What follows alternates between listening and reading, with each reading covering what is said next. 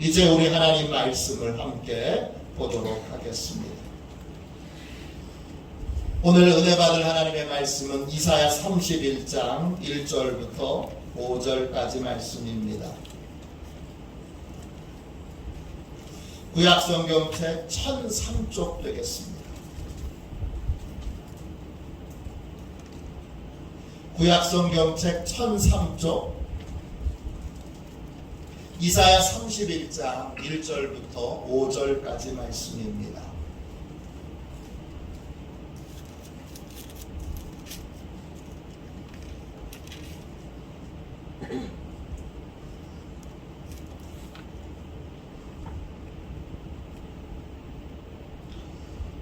이사야 31장 1절부터 5절까지 같은 목소리로 함께 귀한 말씀을 읽겠습니다.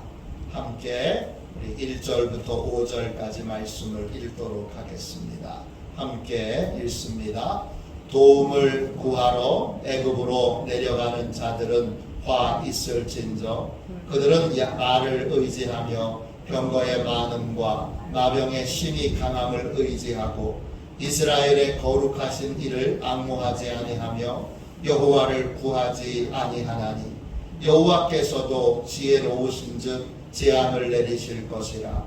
그의 말씀들을 변하게 하지 아니하시고 일어나사 악행하는 자들의 집을 치시며 행악을 돕는 자들을 치시리니 애굽은 사람이요 신이 아니며 그들의 말들은 육체요 영이 아니라. 여호와께서 그의 손을 펴시면 돕는 자도 넘어지며 도움을 받는 자도 엎드려져서 다 함께 멸망하리라. 여호와께서 이같이 내게 이르시되 큰 사자나 젊은 사자가 자기의 먹이를 움키고 으르렁거릴 때에 그것을 치려고 여러 목자를 불러 왔다 할지라도 그것이 그들의 소리로 말미암아 놀라지 아니할 것이요 그들의 떠듦으로 말미암아 굴복하지 아니할 것이라. 이와 같이나 만군의 여호와가 강림하여 시온산과 그 언덕에서 싸울 것이라. 새가 날개치며 그 새끼를 보호함같이 나 만군의 여호와가 예루살렘을 보호할 것이라. 그것을 호위하며 건지며 뛰어넘어 구원하리라 하셨느니라. 아멘. 주님의 말씀입니다. 우리 함께 회개의 기도를 같이 드리도록 하겠습니다. 주보에 나와 있는 회개의 기도를 함께 드리도록 하겠습니다. 함께 기도합니다.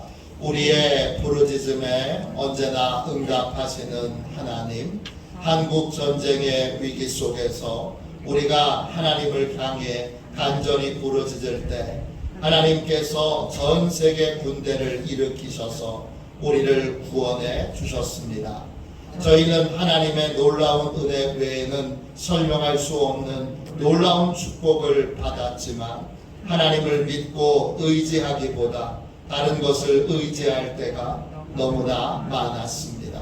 저희의 무지와 어리석음을 깨우쳐 주시고 우리의 살 길은 오직 하나님만을 의지하는 것임을 잊지 않게 하옵소서. 다시 하나님만 의지하고 부르짖어 기도하는 삶을 회복하게 하옵소서. 예수님의 이름으로 기도합니다. 아멘. 한 번 더 기도하겠습니다. 진심으로 자기 죄를 회개하고 하나님께로 돌아오는 이들에게 주시는 하나님의 말씀을 들으십시오. 주여 내 영혼이 주를 우러러 보오니 주여 내 영혼을 기쁘게 하소서. 주는 선하사 사죄하기를 즐거워하시며 주께 부르짖는 자에게 인자함이 후하심이니이다. 우리를 너무나 사랑하시는 여호와 하나님, 지금까지 베풀어 주신 하나님의 기쁘신 사랑과 은혜에 감사드립니다. 저희가 지금 누리는 모든 것은 전적인 하나님의 베푸신 사랑과 은혜 덕분입니다. 그러나 저희는 은혜를 베푸시는 하나님을 의지하기보다 헛된 것들을 의지하며 살 때가 너무나 많았습니다. 이제 진심으로 깨닫고 돌이키오니 이제부터 오직 하나님만을 믿고 의지하는 삶을 살게 하옵소서. 하나님께만 소망을 두고 늘 간절히 부르짖어 기도하는 삶을 살게 하옵소서. 하나님을 향한 믿음과 소망과 기도가 약해지지 않도록 우리 모두와 늘 함께하여 주옵소서. 거룩하신 예수님의 이름으로 기도합니다. 할렐루야. 구원의 길, 구원의 길, 이런 제목으로 함께 말씀을 나누겠습니다. 역사는 하나님께서 일하시는 공간입니다. 역사를 영어로 히스토리라고 부릅니다. 이 말은 두 개의 단어가 합쳐진 말입니다. 히스와 스토리입니다. 역사는 그분의 이야기입니다. 정확하게 말하면 그분은 하나님이십니다. 역사는 하나님의 이야기입니다. 우리는 역사를 통해서 만물을 통치하시고 인간의 역사에 개입하시는 하나님을 배우게 됩니다. 우리나라는 긴 역사를 가지고 있습니다. 긴 역사 중에 우리는 영광의 순간보다는 고난의 순간을 잊지 않고 기억해야 합니다. 고난을 통해서 더 많은 것을 배울 수 있기 때문입니다. 유대인의 절기 중에 티샤 베아브라고 하는 절기가 있습니다. 이날은 이스라엘이 바벨론에게 멸망한 날입니다. 쉽게 말하면 나라가 망한 날입니다. 이날 유대인들은 예레미야 대가를 읽으면서 왜 우리가 이런 실패와 고통을 겪어야 했는지를 하나님 앞에서 묵상합니다. 또 유대인들은 제2차 세계대전 당시에 나치에 의해서 대학살을 당했습니다. 그걸 홀로코스트라고 부릅니다. 인간이나 동물을 대량으로 학살해서 죽인다는 뜻입니다. 나치는 폴란드에 있는 아우슈비츠 유대인 수용소에서 무려 600만 명의 유대인들을 학살했습니다. 놀라운 점은 유대인들은 이스라엘의 수도에 유대인 학살을 기념하는 기념관을 세웠다는 것입니다. 이곳을 흔히 홀로코스트 기념관이라고 부르지만 유대인들은 다르게 부릅니다. 이곳을 야드 바셈이라고 부릅니다. 야드는 손바닥이라는 뜻이고 바셈은 기억한다 이런 뜻입니다. 이 이름은 이사야 49장 16절에 기초합니다. 내가 너를 내 손바닥에 새겼고, 하나님의 손바닥에 우리를 새겨서 우리를 기억하시는 것처럼 유대인들은 고난의 순간을 손바닥에 새겨서 늘 기억하겠다는 뜻입니다. 그래야 고난을 반복하지 않기 때문입니다. 우리 민족도 많은 고난과 수치를 겪었습니다. 오늘을 사는 우리는 최소한 2번의 순간을 잊지 말아야 합니다. 첫 번째가 경술 구치의 날입니다. 한일 병합 조약이 체결되던 날입니다. 날짜가 언제죠? 8월 29일입니다. 기억하시나요? 8월 29일은 우리나라가 일본에게 주권을 빼앗긴 날입니다. 우리는 이날을 기억하고 우리의 삶을 반성하고 돌아봐야 합니다. 그래야 똑같은 수치와 고통을 반복하지 않을 수 있습니다. 둘째 기억해야 되는 순간은 한국전쟁의 날입니다. 오늘은 한국전쟁이 일어난 지 73주년 되는 날입니다. 한국전쟁은 대한민국 5천년 역사에 가장 처참한 전쟁이었습니다. 전쟁 기간은 1129일. 전쟁에 참여했던 한국군, 북한군, 유엔군, 중공군 합쳐서 300만 명이 죽은 끔찍한 전쟁입니다. 전쟁 고아가 10만 명이 생겨났고 전쟁 미만인이 30만 명, 피난민이 320만 명, 이산가족이 1000만 명 이상 생겨난 그런 전쟁입니다. 이런 비극이 다시 이 땅에 반복되지 않으려면 우리는 한국전쟁을 기억하고 한국전쟁을 통하여 하나님을 묵상하며 한국전쟁을 통하여 많은 하나님의 교훈들을 듣고 배워야 합니다. 저는 한국전쟁을 공부하면서 많은 것을 배웠습니다. 또 지금도 배우고 있습니다. 최근에는 시카고 대학교 역사학 교수인 브루스 커밍스라고 하는 교수님이 쓰신 한국 현대사라는 책을 읽고 있습니다. 이 브루스 커밍스 교수님은 외국 학자로 한국 전쟁에 대하여 가장 많은 조사와 자료로 그렇게 한국 전쟁에 관한 책을 많이 쓰신 분입니다. 미국 학자의 입장에서 대한민국의 역사와 한국 전쟁을 살펴보는 것은 아주 흥미있고 재미있는 일이었습니다. 이 책을 읽으면서 제가 절실하게 깨달은 것 하나는 오직 구원은 하나님께만 있다는 것입니다.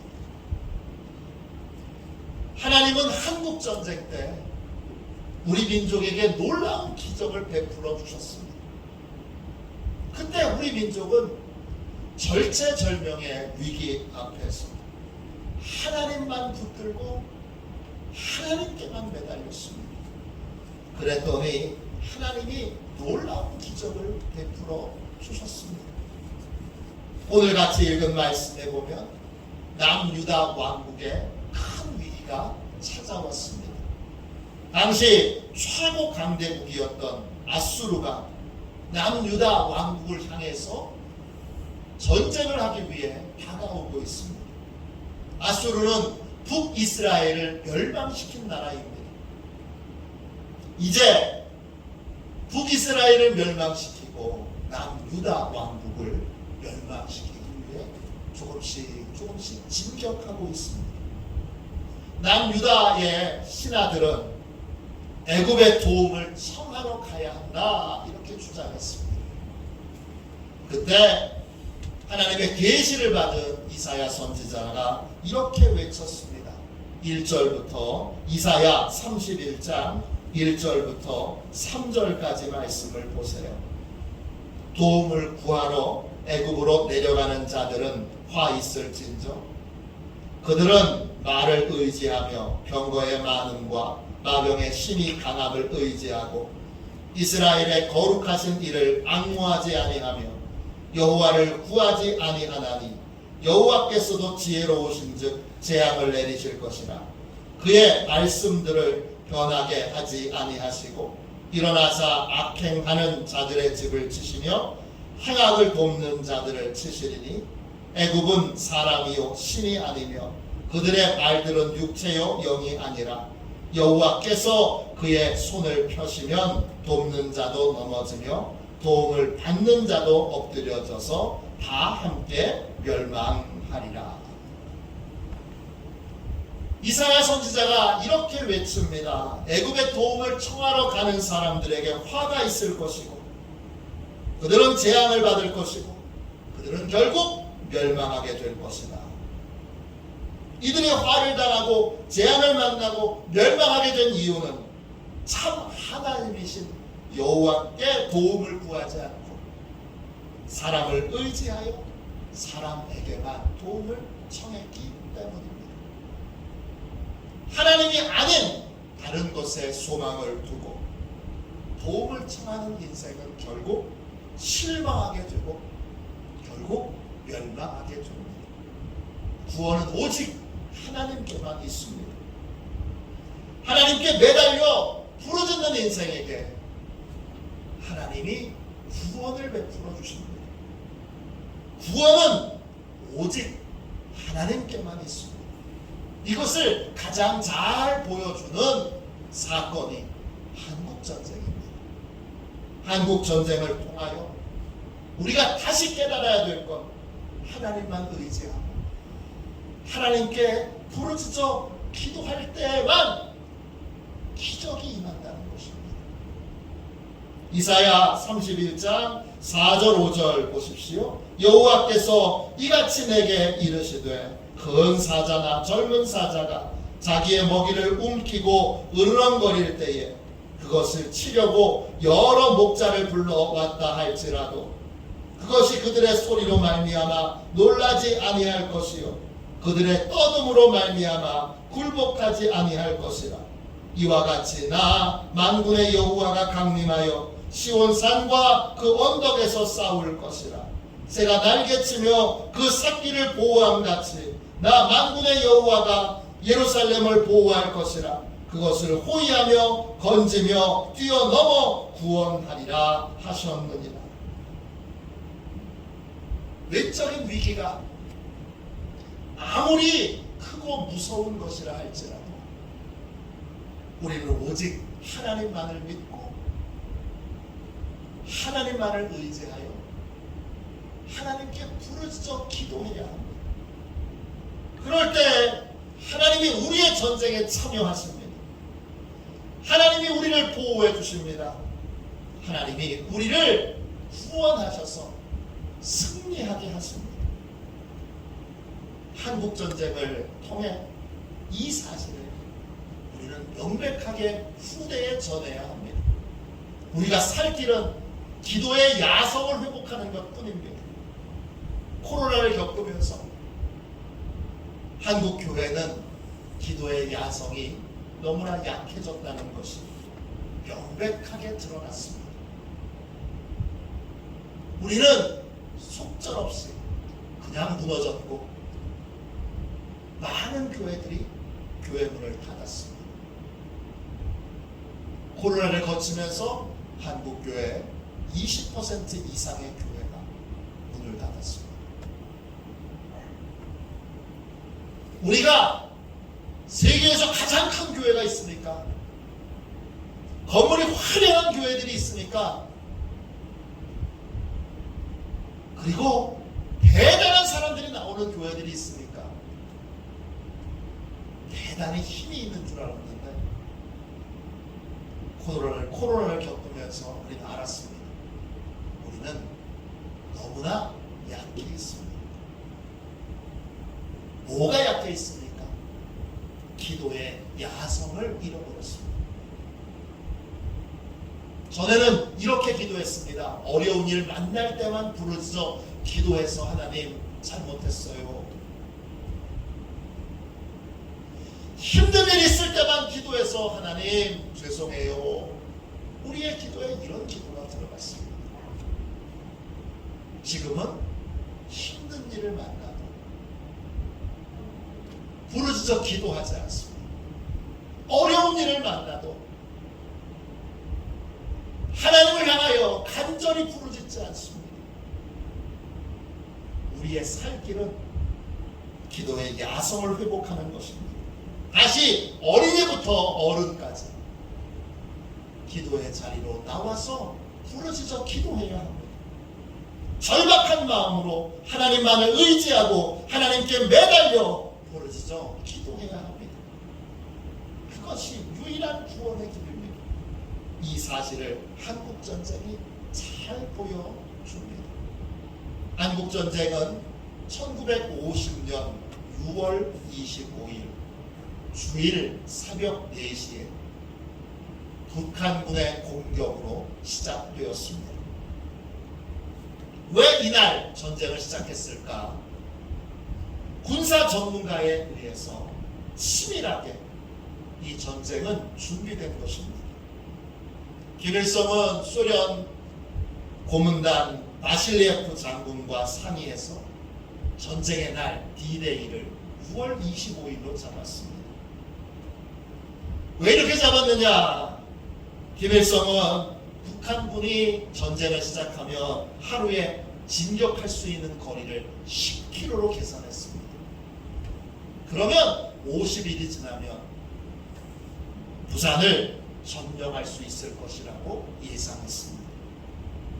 그래서 광복절인 8월 15일 적화통일의 날로 잡고 부산에서 해방 5주년 행사를 성대하게 개최하자는 그러한 의미로 50일 전인 6월 25일을 전쟁의 날로 정했던 것입니다.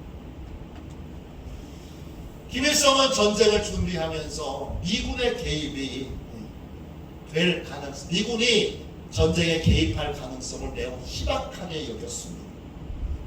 미군이 전쟁에 개입하려면 최소한 2달은 걸릴 거라고 예상하고 미국이 개입하기 전에 50일 만에 전쟁을 끝내기로 그렇게 구상을 마치고 6월 25일에 전쟁을 시작했던 것입니다.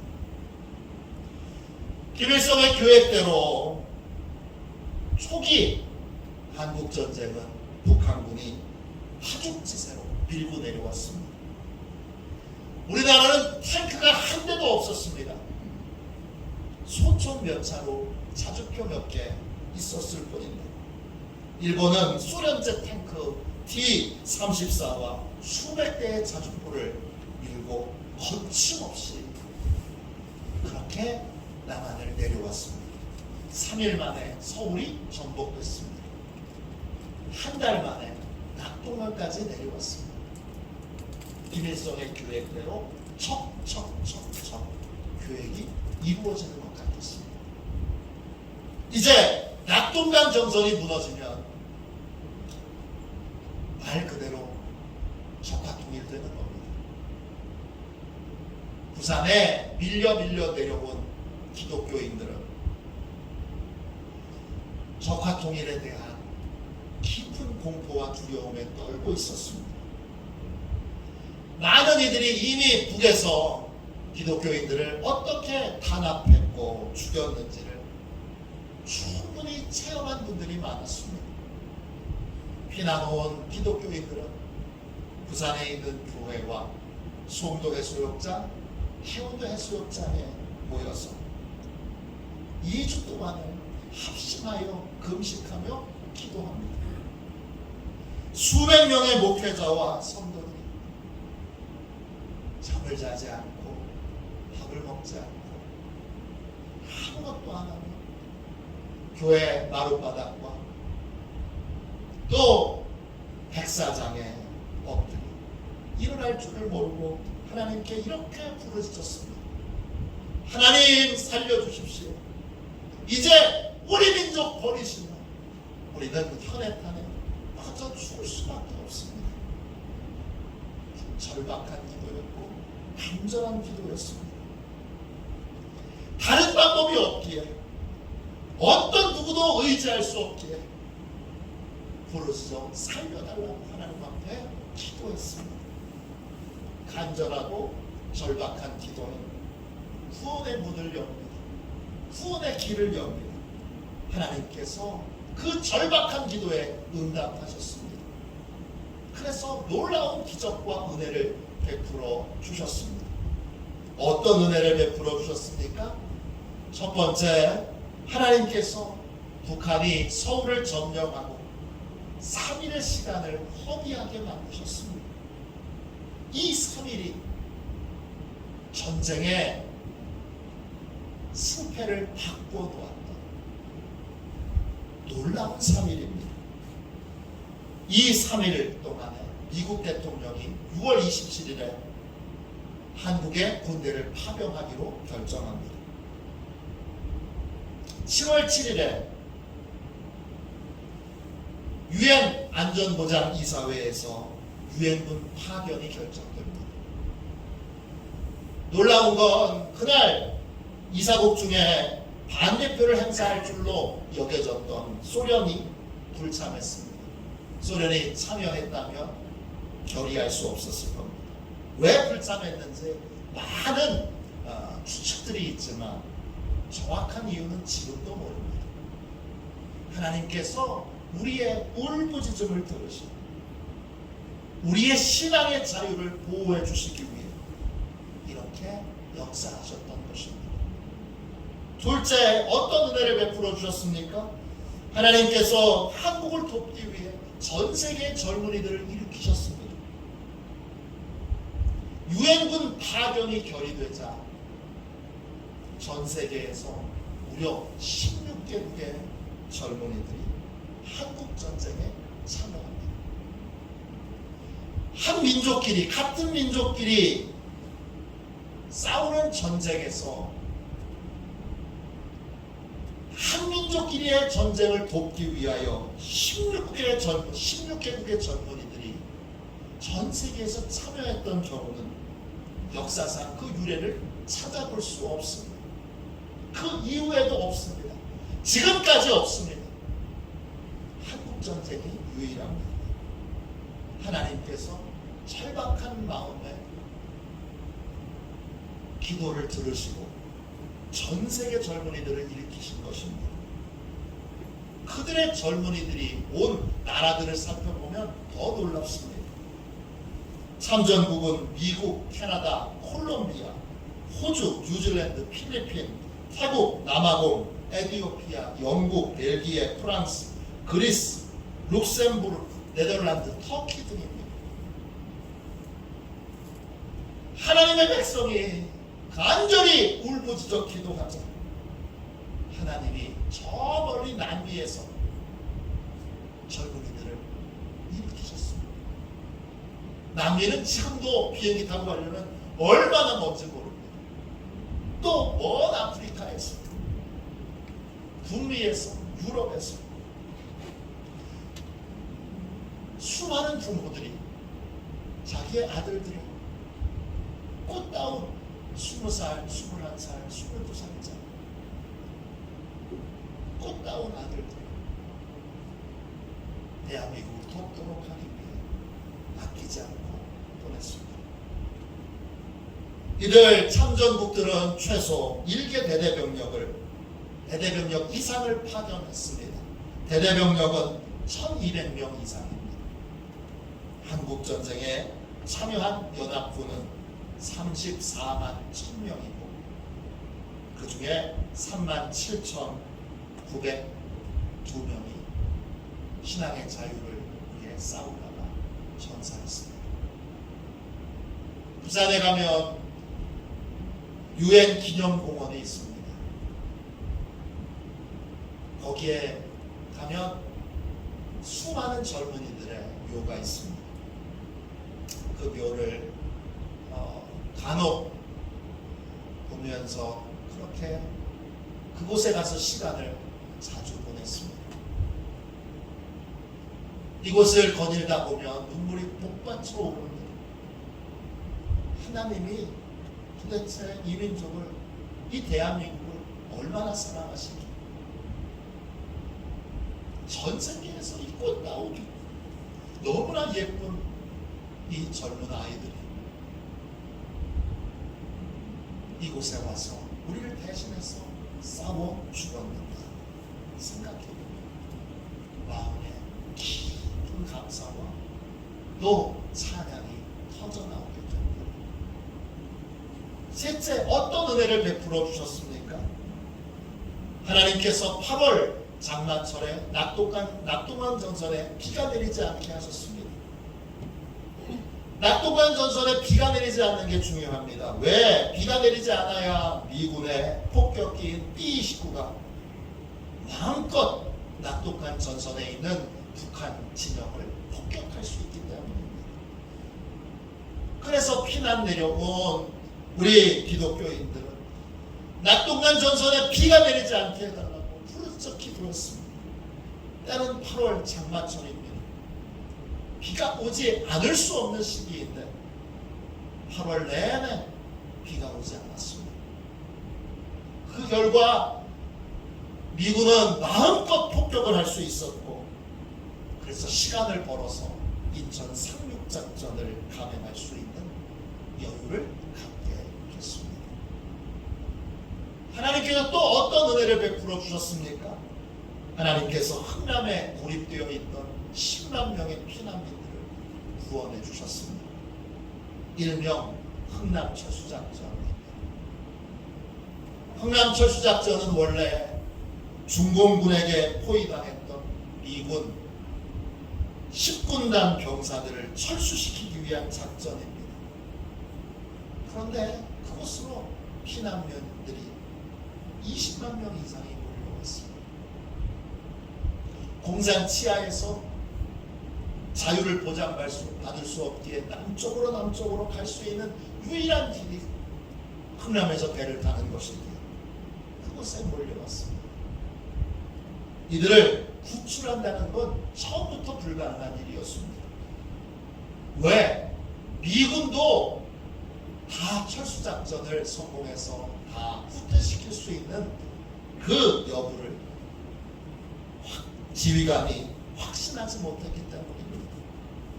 그런데 하나님께서 알몬드 장군의 통역관이었던 현봉학 박사와 포니 대령과 또 레너드 라루 선장과 또 메리디스 빅토리오를 도구로 삼아서 10만 명 이상의 피난민들을 구원하여 냈습니다. 피난민들을 가장 많이 태웠던 배 메리디스 빅토리오는 여객선이 아닙니다. 화물선입니다. 정원이 60명입니다. 정원이 60명인 배에 무려 14,000명을 태웠습니다. 선실, 갑판, 창고, 기관실 등등 사람을 태울 수 있는 모든 공간에 사람들을 빽빽하게 태웠습니다. 이들을 태운 데만 16시간이 걸렸고 이들을 태워서 3일 동안의 항해를 거쳐서 거제도 장승포항에 무사히 도착했는데 한 명도 다치지 않았습니다. 놀라운 건 그 배에서 5명의 아이들이 새롭게 태어났습니다. 미군들은 그 아이들을 다 김치라고 불렀습니다. 김치 1, 김치 2, 김치 3, 김치 4, 김치 5. 새로 태어난 새 생명까지 포함해서 14,005명이 하나도 다치지 않고 3일의 항해를 무사히 마칠 수 있었던 것, 전적인 하나님의 은혜였습니다. 하나님께서 어떤 은혜를 베풀어 주셨습니까? 마지막 5번째, 하나님께서 피난민들을 사랑과 긍휼로 돌봐주셨습니다. 흥남철수작전으로 수많은 피난민들이 부산은 이미 꽉 찼기에 거제도에 도착합니다. 그때 거제도에 살던 사람들이 피난민들을 위해 아끼지 않고 자기의 집과 거처를 내줍니다. 골방과 창고까지 전부 다 피난민들로 가득 차 있는데 거제도 주민들 중에 어느 누구도 불평하거나 원망하거나 또는 그 피난민들을 하대하는 사람이 한 사람도 없었습니다.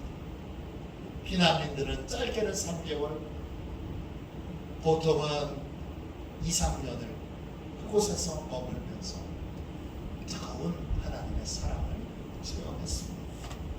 하나님께서 거제도 주민들을 통해 피난민들을 보호하고 돌보게 하셨던 것입니다. 한국전쟁은 우리에게 무엇이 구원의 길인가를 알려줍니다. 우리는 다른 무엇도 의지하지 말아야 합니다. 오직 하나님만 믿고 의지해야 합니다. 오직 하나님만을 믿고 의지하여 기도의 야성을 회복해야 합니다. 한국전쟁에서 우리는 분명 미국에게도 유엔에게도 수많은 나라에게도 빚을 졌습니다.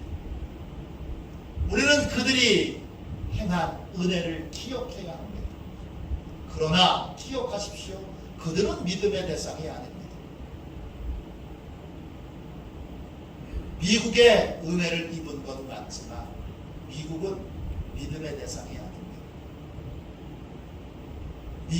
미국이 우리를 도와줄 거야, 우리를 지켜줄 거야, 우리를 보호해 줄 거야. 절대 아닙니다. 그럼 어떻게 하나님이 도우시냐? 하나님께 부르짖어 기도하면 하나님이 미국을 통하든 다른 나라를 통하든 우리를 지켜주실 거고 보호해 주실 것입니다. 미국이 한때 하나님이 쓰셨던 구원의 도구였다 그랬습니다. 우리가 미국만을 믿고 의지하고 있다. 그래서 기도하지 않는다면, 그래서 부르짖지 않는다면, 오늘 이사야 선지자가 우리에게 경고한대. 우리는 하나님을 의지하는 자가 아니라 사람을 의지하는 자가 될 수밖에 없습니다. 그 결과는 실망이고 그 결과는 멸망입니다. 우리를 구원하신 분은 하나님이십니다. 우리의 믿음의 대상도 오직 하나님이어야 합니다. 누군가가 도와줄 거야. 아니, 우리를 도와주실 수 있는 유일한 분은 하나님뿐입니다. 오직 하나님만을 믿고 하나님께 부르짖어 기도할 때 구원의 길은 열리게 됩니다. 지금 어디에 소망을 두고 무엇을 믿고 무엇을 의지하고 계십니까? 오직 하나님만을 믿고 하나님만을 의지하여 부르짖어 기도하십시오. 그럴 때만 구원의 길이 열립니다. 다른 방법은 없습니다. 오직 믿음으로 부르짖어 기도할 때 그때만 기적이 일어나게 됩니다. 지금 이 시대 우리에게 필요한 건 기도의 야성을 회복하는 것입니다. 오직 하나님께 소망을 두고 부르짖어 기도하고 놀라운 은혜와 기적을 체험하는 한국 전쟁과 같은 위기 상황에서 우리를 구원하셨던 하나님의 은혜를 다시 이 땅에서 체험하는 저와 여러분이 되시기를 주님의 이름으로 축원합니다. 축원합니다. 우리 이 시간 함께 70장 1절만 찬양하고 우리 함께 통성으로 기도하겠습니다. 다시 하나님께 부르짖는 기도의 야성을 회복하겠습니다. 다시 하나님께 어려울 때마다, 힘들 때마다, 괴로울 때마다 부르짖어 기도하겠습니다. 기도할 수 있는 믿음, 기도할 수 있는 능력을 주셨습니다. 오늘부터 늘 기도하는 인생으로 살게 하여 주옵소서. 이렇게 우리 이 찬송 부르고 기도하도록 하겠습니다.